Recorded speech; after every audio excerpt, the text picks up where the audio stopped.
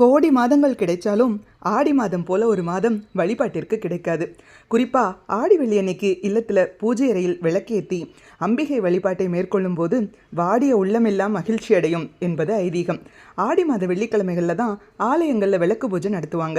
ஜோதிக்கே ஜோதி வழிபாடு செய்யும் மாதம் ஆடி மாதம் தான். ஆடி வெள்ளிக்கிழமைகளில் வீட்டு வாசலில் லக்ஷ்மிக்கே உரிய கோலங்களான தாமரை கோலம், இதய கமலம், ஐஸ்வர்ய கோலம் போன்றவற்றை வரைஞ்சு திருமகளை வரவேற்கணும்.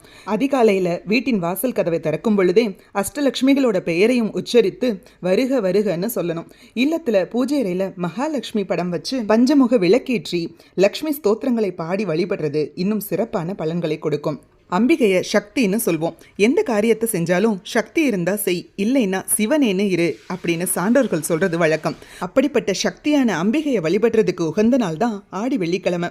குடும்ப பிரச்சனைகள் அகலவும், திருமண யோகம் கூடவும், அனைத்து நன்மைகள் வந்து சேரவும் ஆடி வெள்ளிக்கிழமைகள்ல அம்மனை வழிபடுவோம்.